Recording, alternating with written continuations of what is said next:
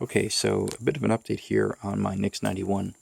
I know I said in a recent video that I was going to put this on the shelf, but I guess I lied. Um, I wanted to take this out on the dirt track at my local hobby shop and try it out a couple more times because I do have a set of hole shots for this car that I've barely worn through, and I figured I could try the front wing modification on this NIX91 to see if it helps at all. To make a long story short, the wing did almost nothing for aiding in steering for this car. I also tried a front wing on my orange chassis RC10, which has a long front nose and RPM front and rear arms, sort of the world's conversion type of kit, and it didn't make a difference on that chassis either. But that chassis already has a ton of steering the way that it's set up.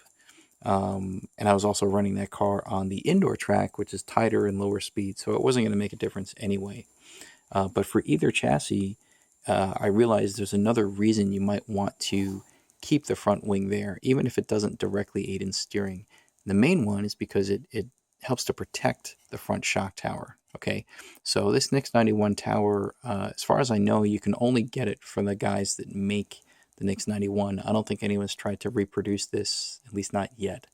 For the RPM World's Front Tower, I believe you can get a reproduction unit from RC Carbon Works. But even still, if you want to preserve the tower you have, like my tower is an original tower, just run the front wing, and so if the car flips over, you're not scraping the tower, you're just beating up the wing.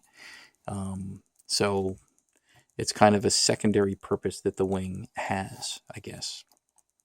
And maybe, on a high enough speed track around high speed sweepers, it can help you a little bit with steering. Now, as getting back to this NIX91, as you guys probably already know by now, this car does not have very much steering, and I can't quite figure out how to get more out of it. When I took a closer look the other day, what I realized is, maybe part of the problem here is that the front spindle carrier doesn't quite hit the caster block at full steering throw, right? So there's this little kind of ear or nub that extends out of the spindle carrier.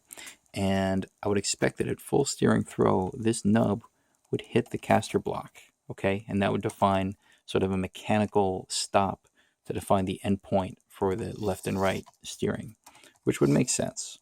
And when the servo's at full throw, I don't quite get there.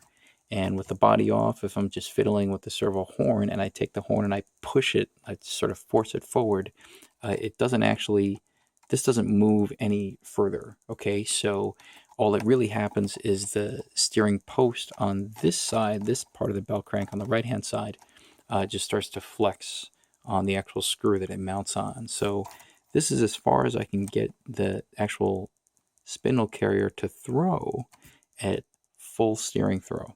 So that would mean to get it to go further would require me to make some kind of change to the steering geometry. The problem is that this bell crank, as it comes, does not have any geometry options. Okay, there's no option to change the Ackerman, which could help me, increase the throw on the outside, for example. It doesn't have that. The only thing I could really do is change the amount of bump steer spacers I have to try to get, this angle to level out at full droop. That might get me a little bit more throw, okay, possibly.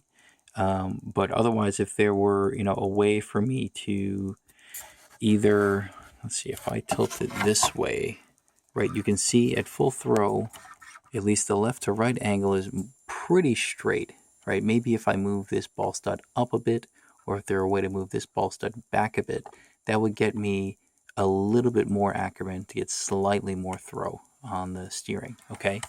And then top that off with maybe a few more bump steer spacers, and that might get me there, possibly.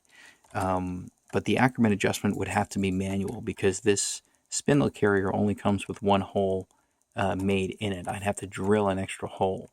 And if I do that by moving, this ball stud forward, I could end up... Oh, no, there might be space for that. I was worried about this turnbuckle hitting the spring here in the front, but there might be clearance for that.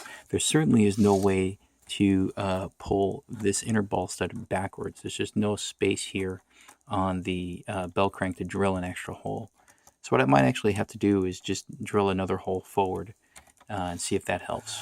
Okay, so you know what? Maybe I'll try that. I think I have a few spare NIX91 parts that I can play around with. So if I find anything new about whether or not that works, then I'll be sure to make a video about it. In the meantime, thanks for watching.